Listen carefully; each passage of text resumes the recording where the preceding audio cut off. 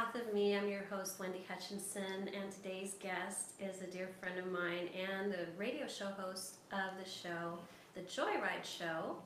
And I'm so honored to have her on today talking about all things metaphysical, but more importantly, her journey and how she, got from, her career in the 3D world to now where she is on her soul journey. So welcome, Kerry Walker. Oh, Thank you so much for being with me today. I'm excited to have you on.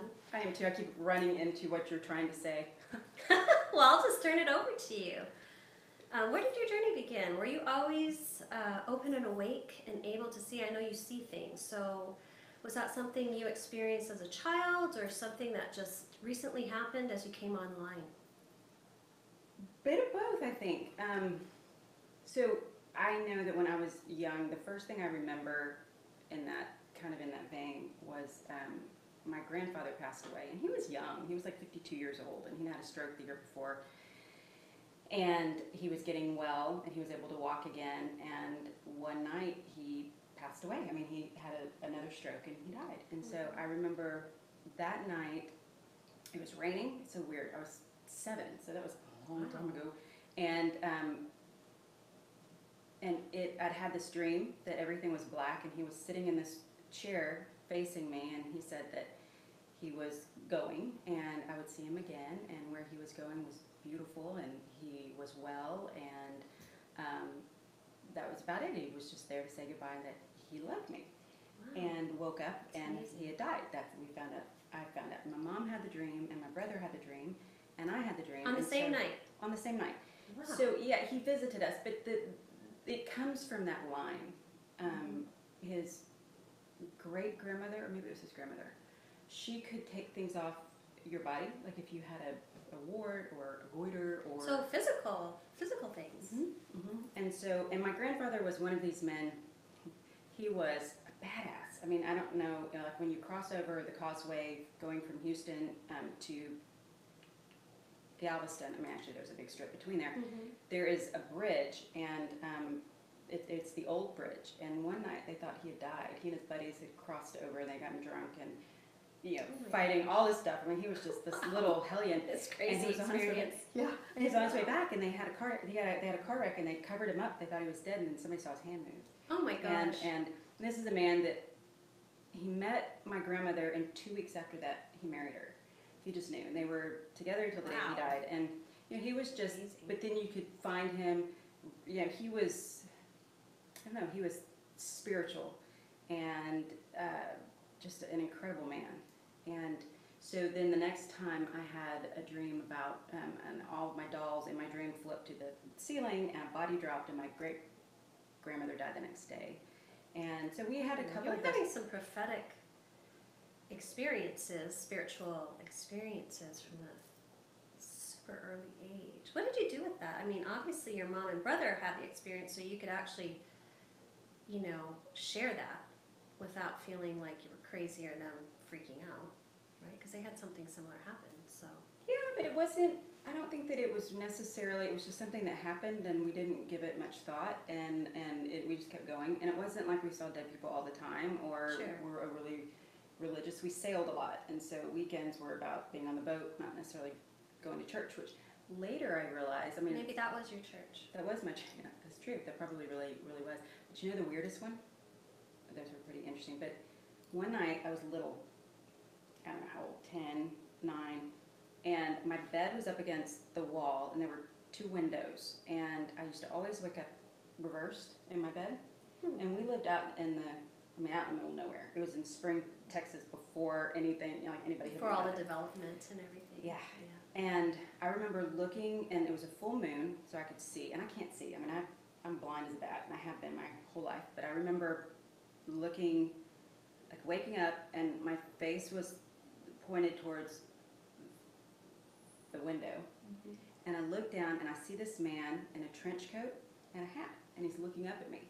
And I just remember I froze. I was really afraid. Sure. And was it outside, or was it in your room? He was outside. He was outside with his back up against the where you park your car?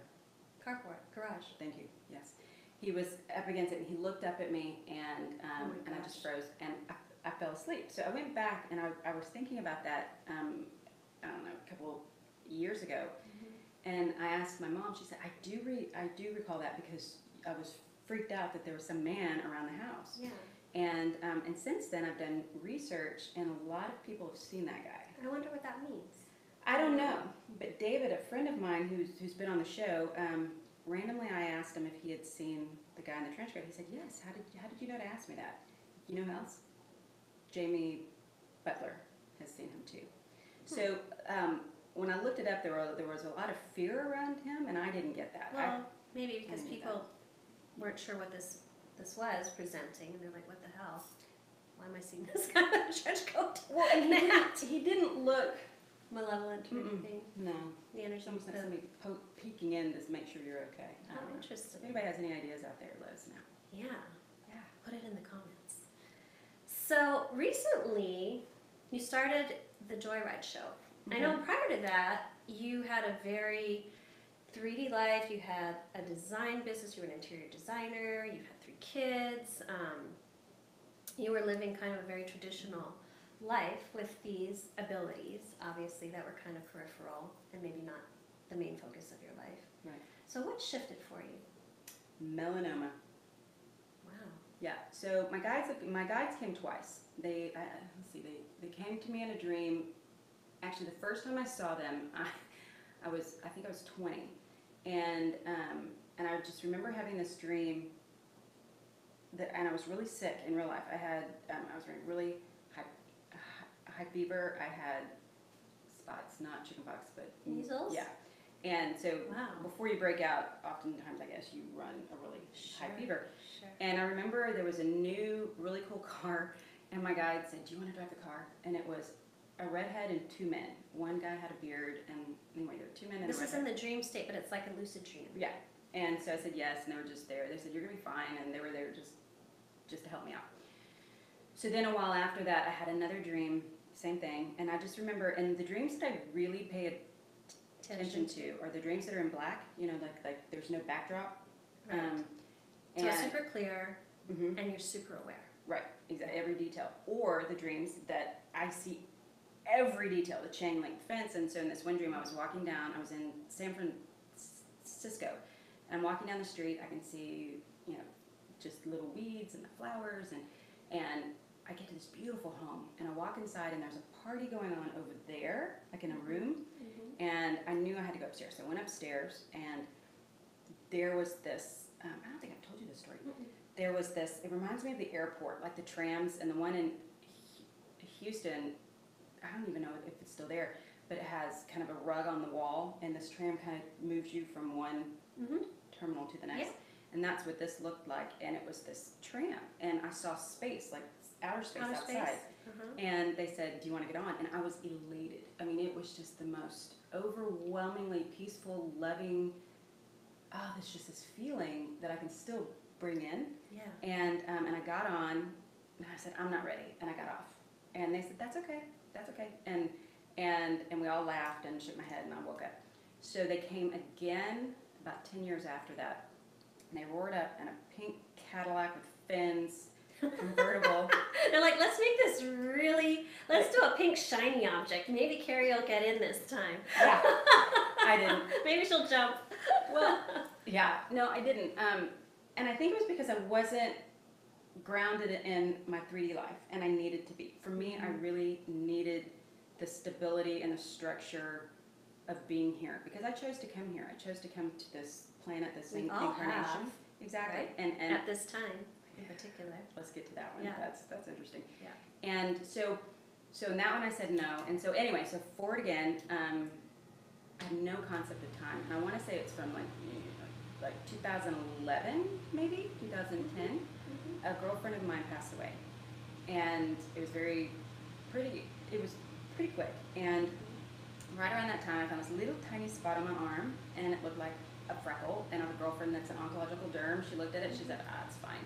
Okay, so then I went to get the body check, because I was one of those people that would fry myself on the driveway with baby oil and iodine. Right, we all did that in the early days. Exactly. And so anyway, so I had the overall check, and she said, and I pointed out this little tiny spot. She said, nope, it's fine, it's fine. Something made me go back, and I was supposed to be out of town that weekend.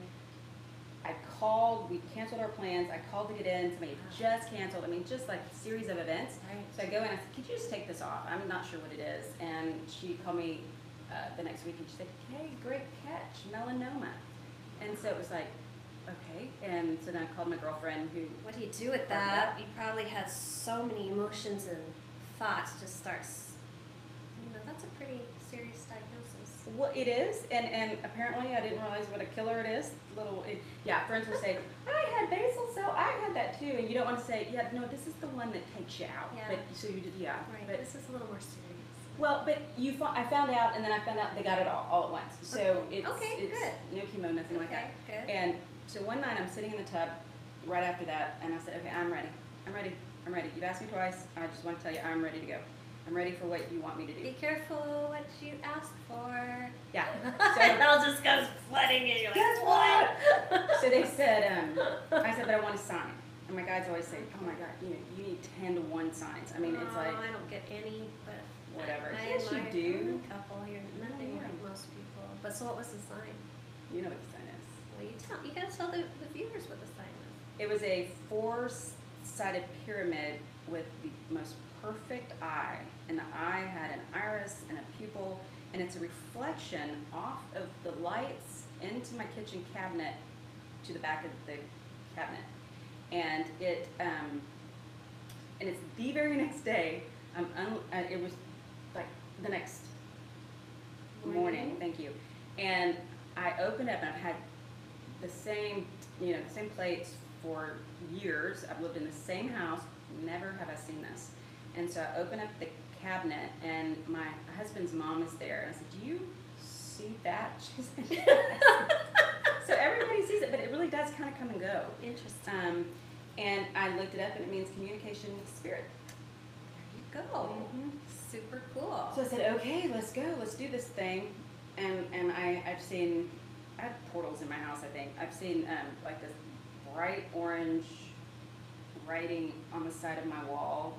Is that like code? Or? It is. It's like it has exponents, Yeah. but the exponents are symbols, and this is prior to that, so I had no idea what it was. But it's anyway. So there've been a lot of really interesting things, and I think once you look, you begin seeing. Right. And it's like what comes first, the chicken or the egg, right? Because it starts to all flow. It's just a clue after clue after clue. It is. They always give you just a little piece too. You never get the whole story. You never get the answer. It's like, here's a little something in your Fiesta pantry for you to think about. Yeah, but think about this. If they gave it to you, it's sort of like getting the hack to play the game. Right. It's it not would the be same. fun. You wouldn't be learning because you're having to uncover what this means to you in particular. That's exactly right. No, that's exactly right. And it's after that I just decided to be honest and fly my freak flag and I love that about you. You're so authentic, you're so aligned with who you are, you're so genuine. Thank you for that. I'm not really sure that I deserve that. With your show, you're sharing. You guys have to check out her show, the JoyRide show. She has a partner, Tiffany Williams, who's her co-host, and they just have all kinds of interesting guests. They share all this information, and so check it out, the JoyRide show. It's on Facebook, YouTube. I'll put the link below. But let's back up a little bit. So you saw this, you got the sign, and where did you go from there?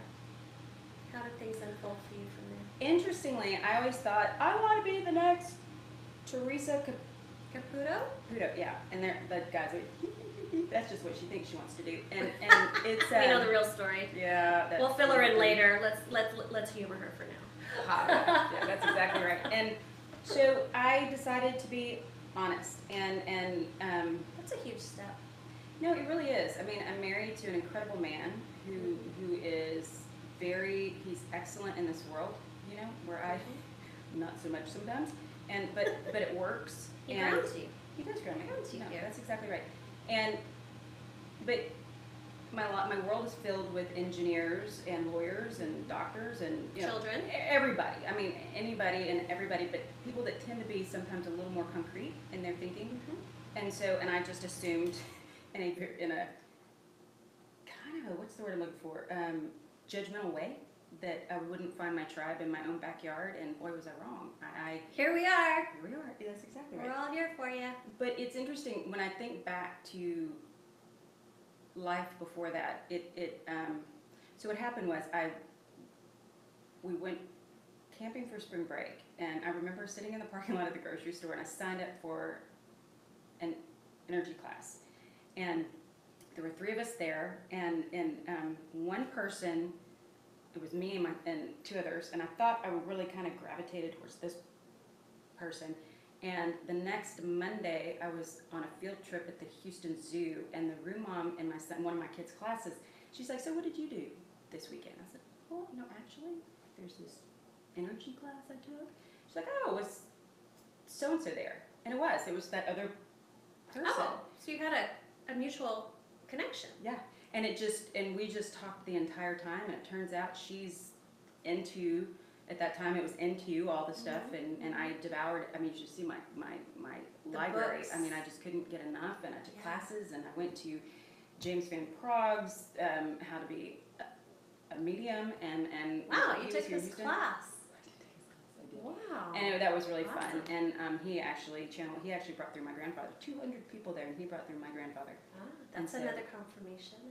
Yeah. And so anyway, so then through her, I met Tiffany, and it turns out Tiffany and I went to high school together. It's like all these worlds just kind of coming back together, and we started Incredible. talking. And they would come over and we'd bead and we'd talk, and we'd do energy work on each other, and and our kids are all about the same age, and so they would play. And so one day I woke up at 4 a.m. and I thought, I need to podcast. This should be a podcast. We should podcast. And Bonnie McCliss, years before, said people will come to your kitchen table for answers. Years before. So anyway, so I wake up at 4 a.m. I put a pin in that. Wake up at 4 a.m. with this idea. What do I know about podcasting? I'm a mom with 3 kids, and I'm so not techie at all. Yeah. And so I bought like a little frame thing, a little microphone, and that's about as far as I got. And so about a month after that, Tiffany gets this call, and it was this station in Houston. At the time, it was Rock 101. This is like out of nowhere? She just gets this phone call? Well, she worked for them back in the back when she was 20. She was involved in radio years. back then. She'll be on my show at some point too. You'll hear her story, which wonderful. is great.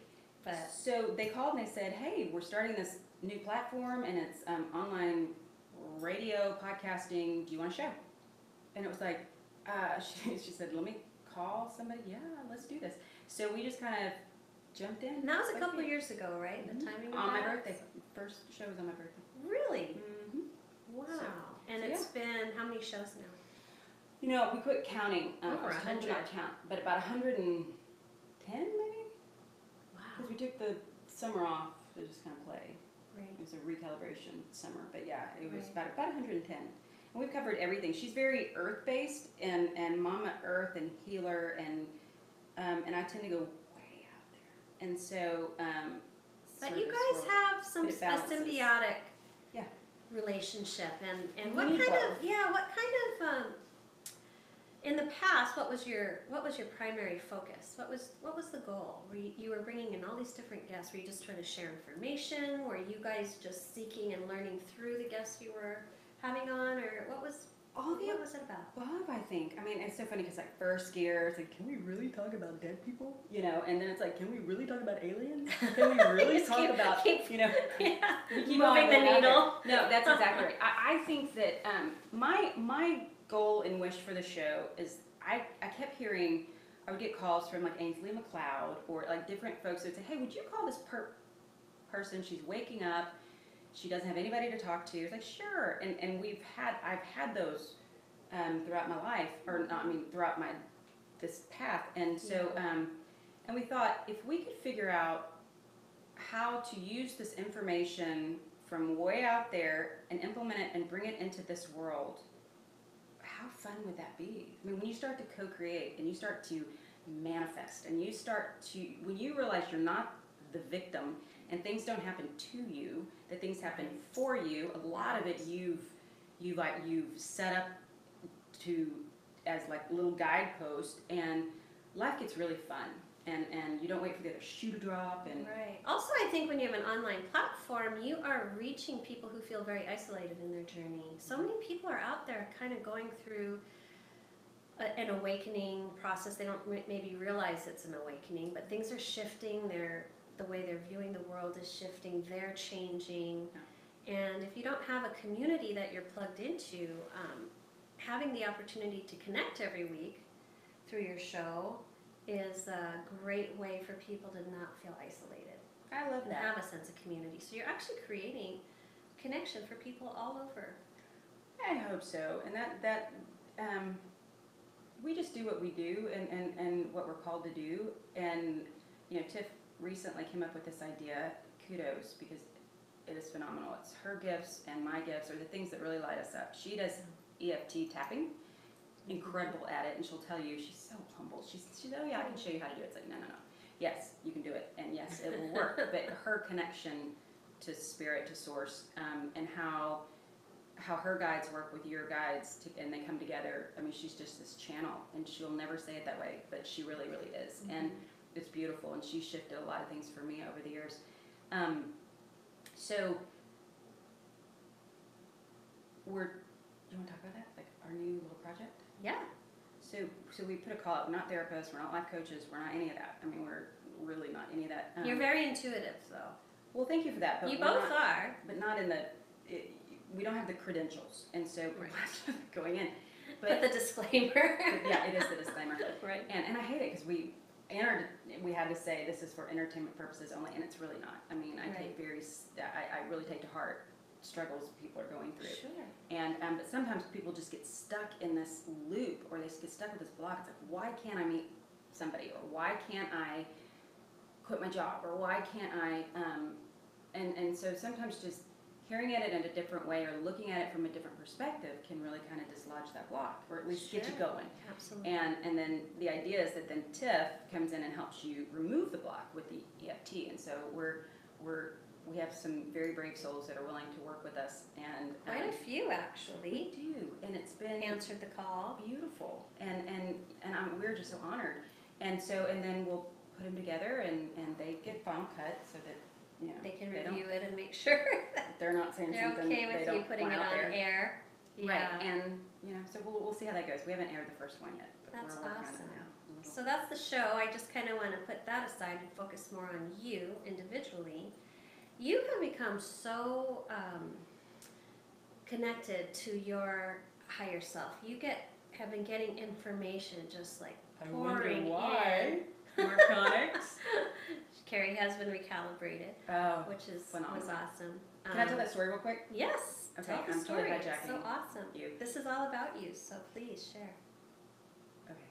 Anyway, so she sends me this email. I just asked, like, I want to activate DNA. They say that we have all this dormant DNA, and in it, I want to bring in more. I want to experience more, and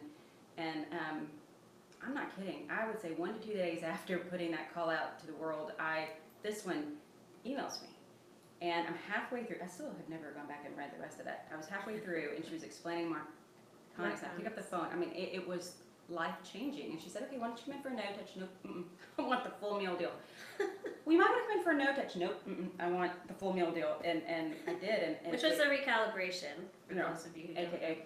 And it was, and it really, you have to experience it, because it really revs things up, opens you up, and it's like... It accelerates everything happening fuel on fire. in your life. It does. It's an accelerant. In a beautiful way. And so it's been fun. Yeah, so you really experiences. Connected through that. I think you opened up even more. Much more, and started really, I think, paying attention to information that you were receiving. You were doing a lot of writing and kind of receiving information that way. And the thing I love about you, Kerry, is you're so curious. She is like the most inquisitive, curious mind. And so she is like the student of the universe. You just get I think these that. prompts to explore different topics, which is a great thing for your show too, because you bring a lot of that back in. But your own personal growth has been phenomenal, I think, because of what you're seeing, learning, knowing. And the fact that you're actually trusting your inner guidance. I think people really struggle with that. Oh, there are times I'm like, am I making this shit up? I mean, it really, We've all been there. really, no, I do Like, that on a daily basis. For real? I don't Because- know. I gotta call my friend Kerry and be like, hey, so what do you think? I don't know. I just saw this, I'm a you badass. know. That's not the case. This one is like. We start to question ourselves, you know, because as our consciousness expands, more and more information comes in, and it's sometimes hard to wrap our minds around what we're seeing, experiencing, knowing. You gave me the best advice. You said, quit trying to categorize it. Quit trying to analyze it. Just let it be. And that's so simple, but it's not, because it's not how we're programmed. Everything needs to fit in a framework. Right. Everyone wants to understand it in a linear way, in a 3D cognitive way, and a lot of times information that's coming in is not going to fit in that box. It's It just rarely. not. These days, actually it never rarely does. fits in the box. I mean, you've Right. had some really incredible experiences too, and Mhm.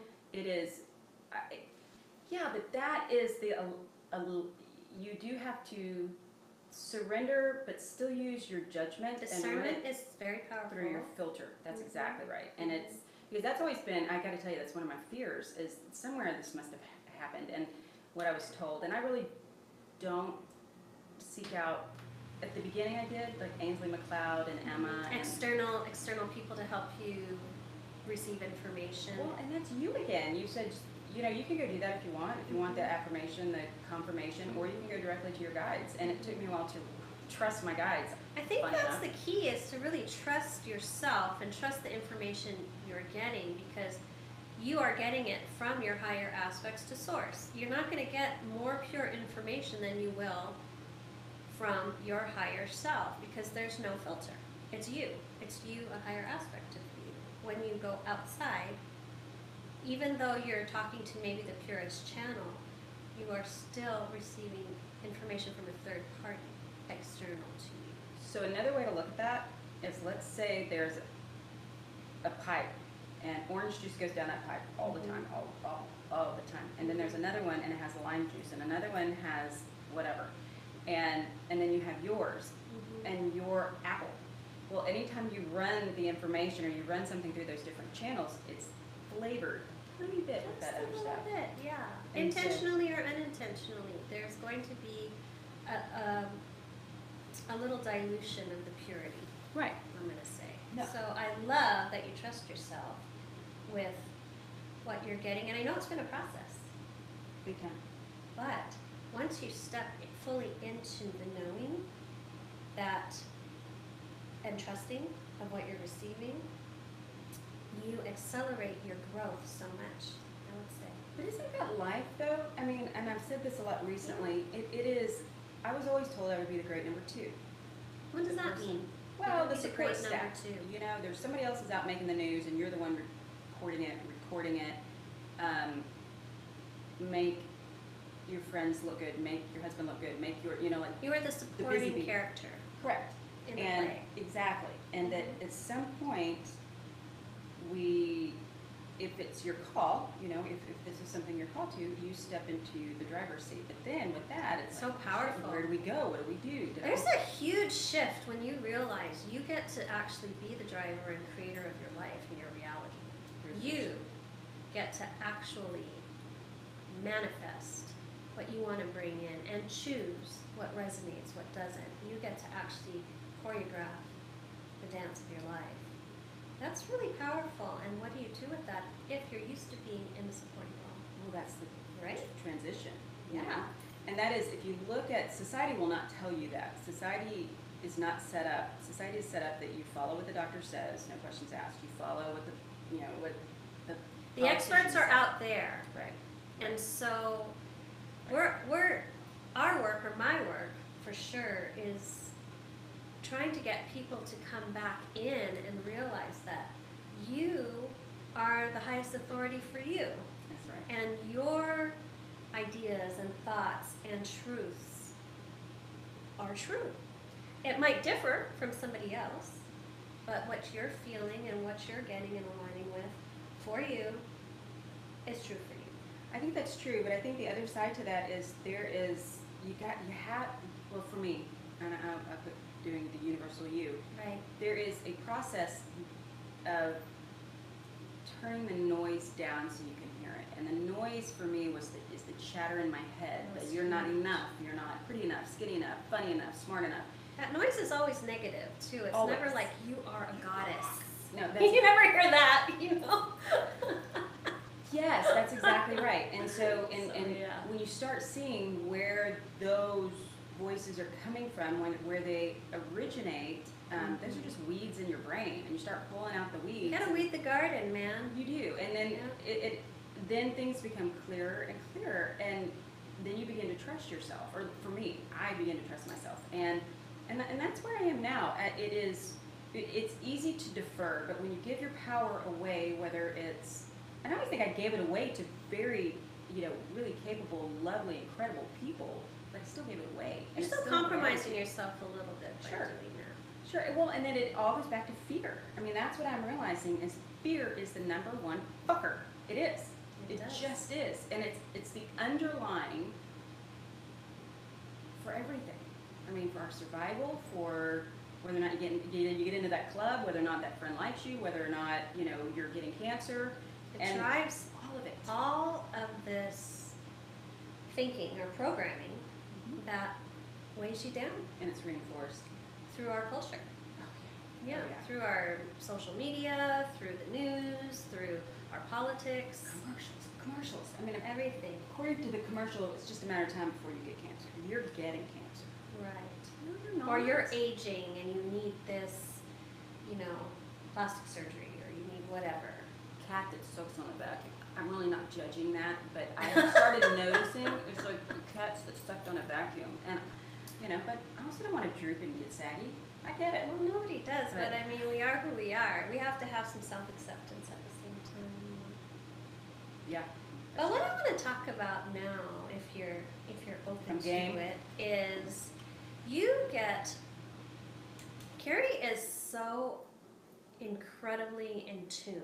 Like, she can just tune in to she can look down timelines. She can see things that a lot of people don't see. She's so connected.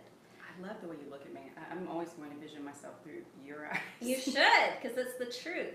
It's the truth. She's phenomenal. So I want to talk about what you're seeing for the awakening of our planet and humanity, because I know you are seeing things, and I think it's really relevant to our time right now. We're going through this shift, and it's really a time for people to start owning their truth, stepping into their power, bringing all the focus back in so that they can grow, evolve, increase their light quotient, become the best versions of themselves. So I'm curious what you're seeing and sensing around all that. Well, I know that things have sped up exponentially, and I know that you and I were talking about this before. There is a team around us, just around us. They're like double timing, and they're coming in. I mean, it almost feels crowded to me that we have so many people working on our behalf, And also, I think a lot of observers. that's true too. I think it's kind of like everyone's looking in at the arena and going, how's this going to go down? It's like watching a movie, It's like everybody watches What's the Super happening Bowl. next? Yeah, that's exactly What's the right. next play? Well, they were saying that they were telling me that like this past summer, when we had 3 eclipses, we had. Oh my gosh, energetically, the summer was so intense. It was a ball buster. It really was. It was. And it was a clearing, because the more you clear, it creates room for new things. You know what I say about that is that, like, if you're in a bad relationship that doesn't serve you, you're getting out, you haven't made room for something new To come and in. compatible to Yet come in. at the same time, people are holding on. Like, this is gonna devastate me if I let this shit relationship go. It's like, let it go. You gotta surrender in order to invite in the thing or the person or the experience that is going to lift you up and You can't have a align. tooth and the other tooth wants to come in. It just doesn't work. Good point. Anyway, so what they were saying that all of that is lined up. Like the planets are all on one side of the sun. I mean, we have these celestial. If you look, you talked about this before. The Schumann resonance. I mean, we are just getting blasted. And It's been off the charts. it has been. I mean, it's normally like 7 point something, and it's been 60. It's been 40. I mean, the I've been hertz. feeling it, man. I bet you have. And it is, but it's all there to aid us. And what feels painful at the time is really there to serve you. It is, and it is sometimes not pleasant, but when you just let go and ride it. It's like churning all this stuff up that people have been kind of avoiding. Yeah, true. Is what's happening. It's like there's a purge happening. There's a purge happening on our planet, you know, with all these hurricanes, floods, fires. Volcanoes. There's like Yeah. volcanic eruptions. There's definitely an accelerated physical purge around the earth, but also there's like an emotional purge being encouraged, I think, by, I don't know if you agree with these intense Yeah. energies. It's like bringing everything up into our face to look at. Do you know what they just showed me? Do you remember that part in, I love movies, I just think they're you like peer into someone's incredible brain. Yeah. Did you see the movie Contact with Jodie Foster? I did not see that movie. I know. What's up, man? I just don't go that often. I'll put it on my list. Well, okay, so we'll just have to have a movie day. Yeah. But there's this scene, so they build this machine to send her to heaven. Somebody has made contact, and it's actually a different dimension. Okay. And so the humans, of course, decide that she needs a place to sit in, so they bolt this chair, and she hooks into this chair, and the vibration just reverberates. Tearing her apart. And it does. So she lets herself out, and as soon as she does, everything gets calm, like the chair breaks away. And that's, I think, what happens. It's like when you resist change, and when you resist, period, Anything. it's like you're sitting there, and it's like you're getting beaten up. But when you let go, and you trust in the process, and you trust in yourself, and you trust that things are happening for you, not to you, then Huge. life, you move huge through shift. these much faster. It's Yes. much faster. And so, anyway, so I think, so what I see is, so I see the grid, and I see this crystalline grid around the earth, and I see these points of light, and I see, it's almost like the houses with the lights all, like somebody's waking up and turning all these lights on. I do see that. And Mama Earth is ascending too. And so her frequency is rising, and they can actually measure this. Her frequency is increasing, and so we have to stay compatible with her and increase with her, but not out of fear, just out of let go. You know, get out of the matrix, get out of the framework, and look around. That's what I see. Definitely. I'm not sure if I answered your question. But. No, I think it's true. I think and what we're talking about when we say that we're shifting dimensionally, we're talking about we're shifting vibrationally. So as Earth shifts, humanity has to, you know, pace Earth, and the vibrational frequency and light that we hold as humans, you know, as a collective and individually, has to rise as well. Right. Otherwise, it creates friction. So that's why a lot of people, I think, are feeling this torque and this angst, and people are being brought to their knees, man. Like, they are going through it. Right. People are losing everything, or they're losing relationships, or they're having spiritual crises, you know, where they're just lost and, you know, not sure what direction to go. That is when everyone needs to just calm the mind. You know, there can be all this chaos outside, and come to center. Right. Come into heart center. What does that mean? What does that mean to you? Well, I oftentimes, what's in here has been put in here, programmed in really kind of from this lifetime, and it's usually fear-based, and it's usually the stuff that sticks is not pleasant. It's the stuff that it's sort of like getting your finger burned from the stovetop. And but when I drop into my heart, I become much more compassionate, and instead of wanting to flip that person off, I want to ask them what's going on, why are they having such a bad day.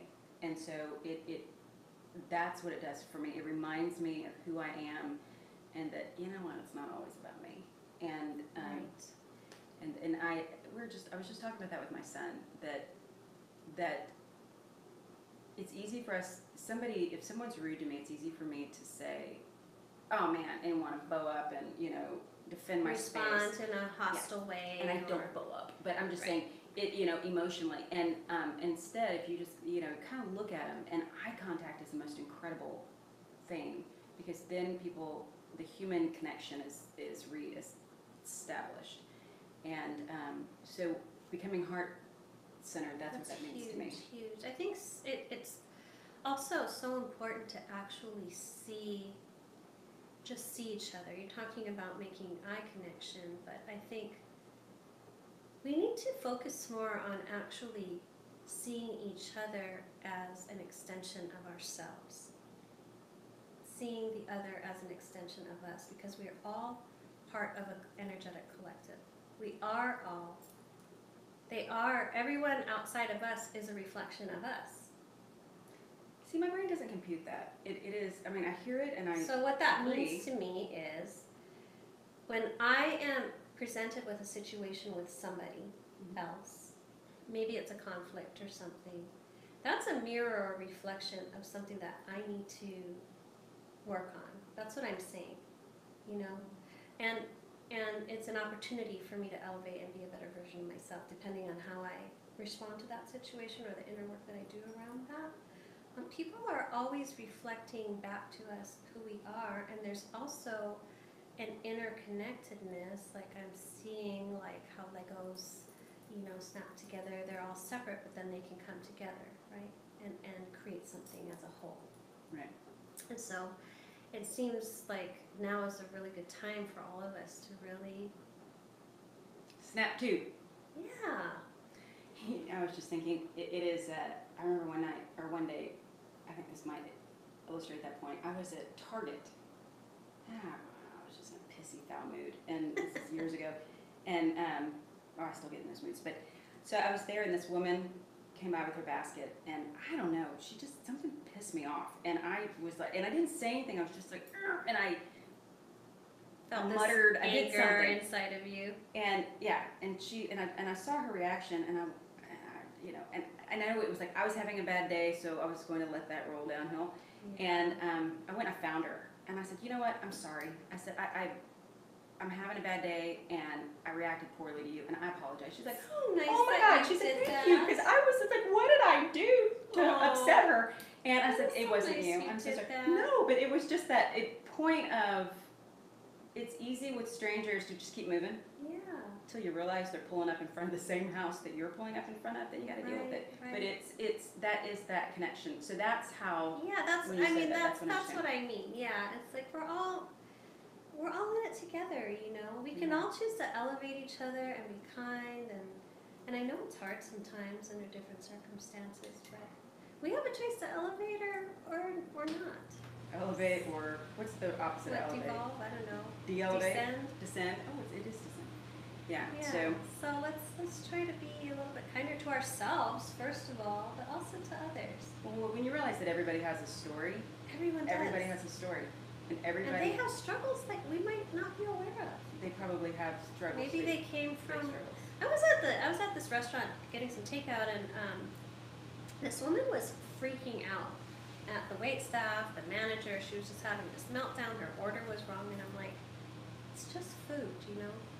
But it turned out she had spent the last 3 days in ICU with someone who was going, you know, I don't know, not doing well. And of course, the stress is too much for her to hold. It's a release valve. Yeah, spilling over. So we have to be compassionate and try to be mindful of that. And you know where that's really hard is in your own relationships, in close relationships. Oh God. Because if it's your Family, husband or your that's friend, the hardest. seriously, because you expect. And I found myself thinking, why do I expect my husband to understand that I'm in a bad mood? But then if he's in a bad mood, I want him to get out of the bad mood and don't take it out on me. And then There's a It's double such a standard. I There's a know. double It really standard. is a double standard. Yeah, And for so, sure. yeah. So it's just fascinating. But you know, something else that has become very clear to me is that there is a need for things that are bubbling up for people. There's a need for them to put it somewhere, and there's a need.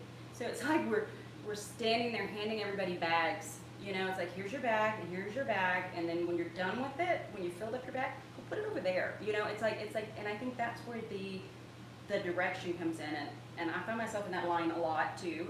It's like, do you have my bag? Can I get a bag from you? Because I need to put my shit in this bag. Can I put it over there? No. Well, some people don't have a bag, and they're like, what do I do with this? Exactly. I know I have a problem, but where do I put this? How do I deal with this? You know, where am I going with this? And so they're stuffing it back inside, or it's not gonna work really. Stuff. Okay, so here's a question for you. I've felt in the past couple of years, I felt that there are new frameworks coming. Like, okay, so for example, I have always, this person reminds me of that person, this, and they're like 10 degrees separated. No, templates, like these 10 templates. templates of people. So I will automatically like or dislike somebody. This is, you know, based on this template. And people kind of do fit into templates. You know, you got, you have the archetypes, you have, and then you have the offshoots of that. Yeah. So, but I feel like there are different frameworks, there are different templates coming to this planet. Different energetic templates. What do you think about that? I think that's really interesting and probably true. You think people are going to be shifting and moving into different kinds of categories or something, or? I think it's part of the elevation, and what I just heard, what I just saw, is that it's not that there are different templates, it's that it's like when you're in a game and you get to level up, and that's the template. So I don't know if this answers my question, but it's this ability to experience the different templates, and that things aren't so rigid and locked in. Right, exactly. Yeah, I can see that. I can see that. That definitely makes sense to me too. And also there's like moving parts. I think the templates are shifting too. Yeah, that makes sense to me. I gotta tell you though, I'm tired of the whole terminology 5D, 3D. And I know we have to have something to categorize it in our brains because that's how our language is, that's how our brains work. I think as humans we need a frame of reference for where we are. I think that's why it's so important for people to have a label. But really it's all frequency, and really there's infinite frequencies. It's infinite. So it's really not, we're not just talking about 3D, 5D, we're talking about so much more, but the human mind has a hard time wrapping around that concept. Well, again, it's the template. They've never seen the template. Sort of like, I don't know if the story is actually true, but it's sort of like I've always heard that when the ships came in, the Native American tribes, they never seen one, so they didn't see them. That makes sense. I don't know. I mean, I keep hearing that, but I don't know if that's true. They probably wish they had. I know. At this point. Pocahontas, we interviewed her. Emma and I did. She came through. Emma became her. I mean, it was the coolest thing to watch. And people come, I mean, you can see it very clearly, but one of the most incredible things that she said was, when you hate, it destroys you, not them. They keep going. There were a lot of powerful words of wisdom in that interview. That was a cool interview. Emma did a great job. Yeah. So what are you seeing? For humanity, definitely an acceleration. An acceleration in people being forced to wake up, whether they're consciously aware of it or not. Things are shifting, and every person on this planet, every being is going to be impacted by the energetic shifts, whether they're consciously aware of it or not. But I am seeing people opening up and starting to really question, and it's beautiful to see people really examining, questioning, and thinking more for themselves rather than just accepting what they're being told. And I feel like that's going to happen more and more, and that's going to really help us in our evolution. That's my feeling and my truth around all of this. And there are a lot of us in place to help, people going through this, what we would call a shift. a shift in consciousness. That's exactly what it is. I mean, if you look at, and if you take the higher view of that and you look back, you say, okay, they used to throw us, if they didn't, you know, they throw people to the lions and yay, look, he ate his head. You know, I mean, and we've gone from that. I mean, we're evolving. Right, and it's being done very, very quickly. It really, like, in our lifetime. I mean, look in the 50s. Look at where the U.S. was in the 50s. Women basically had 2 or 3 different jobs that were acceptable. We had an Aunt Elda in our family. She was a great aunt. She was a teacher. Where was she? She was like in she was in Wyoming or somewhere. They weren't allowed to be married. Teachers were not allowed. We're talking about the one school room.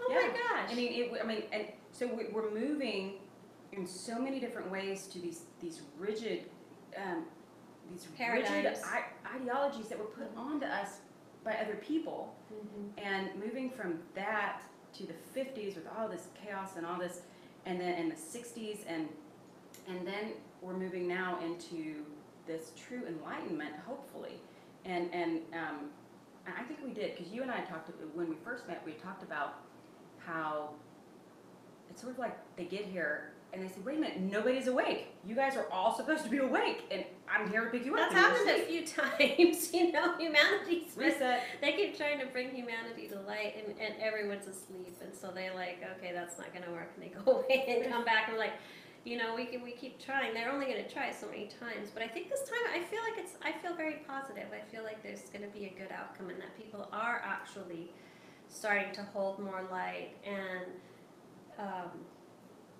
trust themselves and not be enslaved or tied to the ideology or the paradigms that they've been spoon-fed all these, you know, generations. I'm really hopeful. No, I'm not hopeful. We've already done it. I mean, I've seen it. It's there. Like it's complete. We're just catching up in linear time. It's enough. I think enough people have shifted that we're kind of a little tiny candle in a big dark room, and guess what? There's light, and so it's much more powerful. That's true. So do I have lower aspects of myself? Am I the last on rung? That's a great question. Hanging on to the ladder. Well, I envision it this way: if you were to be like Russian nesting dolls. Please tell me I'm not the last one. You know Russian nesting dolls, right? You're not the last one. You're the center, and then the higher selves go out, out, out. Like if you were the center nesting doll in a Russian nesting doll. Why am I automatically the center? Why can't I be like the third rung out? Well, that's going to be the higher aspect of you. You're the core. You're the human aspect, and then you have these higher self aspects that expand out vibrationally. But why do we assume that we're the lowest one?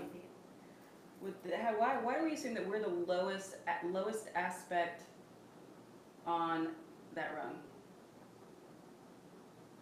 That's just what I see. Huh. Do you see something different? No, I was just curious. I don't know. I don't think it's lower or higher. I think we're just talking about a different vibration. Yeah, okay. Everyone is just as important, vibration. but everyone is just as important to the whole. No, that's true. But I've always heard everybody put it that way. That it's like. I don't think any one is better than another. Every one is an aspect of self, and every aspect is contributing to the whole equally. Okay, that's okay. You have an equal impact. It's like a facet on a diamond. Yeah. You're having an equal impact on your higher self lineage as a higher aspect is having on the lineage as well, up to the oversoul level. Cool. That's my perspective. Use your own discernment. I know we're going to get all kinds of comments. Oh, that's great. We love comments. I don't know what you're talking about. You're free to have whatever. Call me. I'll explain it in whatever metaphors. Perspective aligns and resonates with you is great. I'm not saying this is the answer, but for me, that's my truth.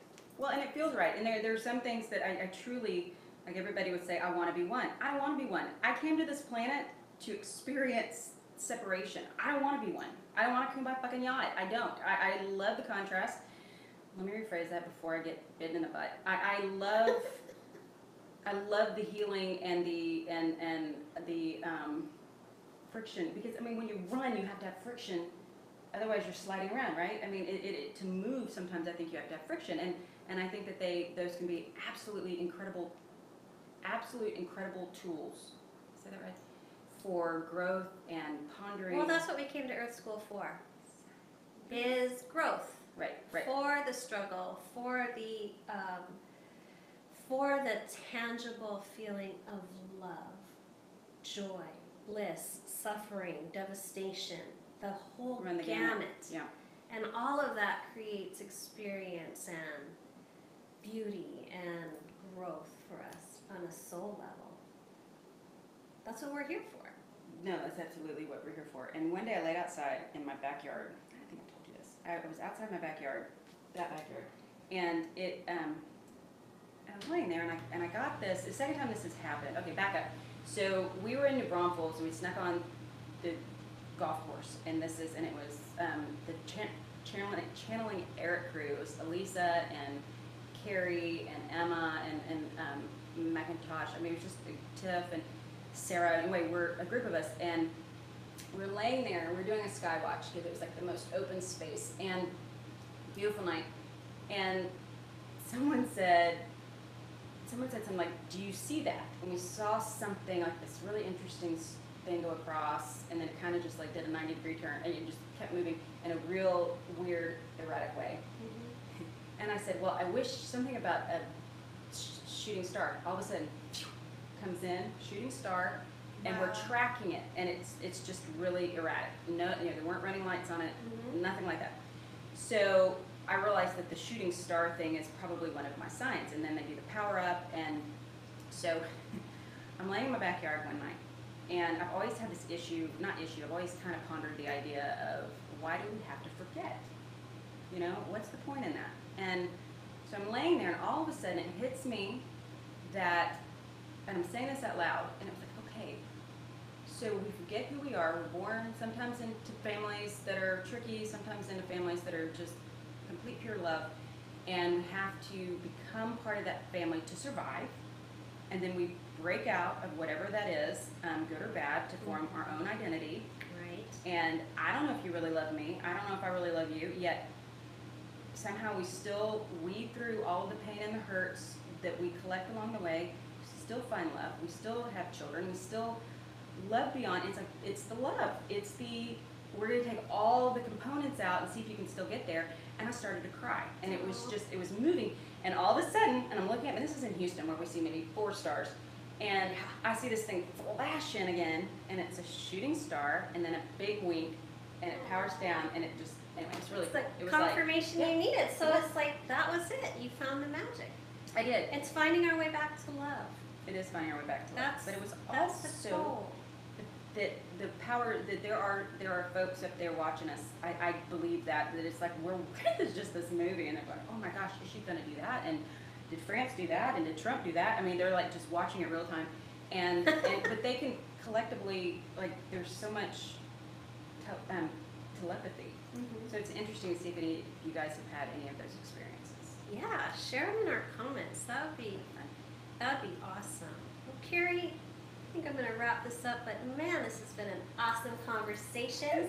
Thank you for coming on, talking about your show, your journey, galactics, life lessons. I think we ran the whole gamut. And to my audience, thank you so much for tuning in. I hope you're kind to yourselves. I love y'all, and I hope you have an amazing day. Yes, thank you so much. Bye. Take care.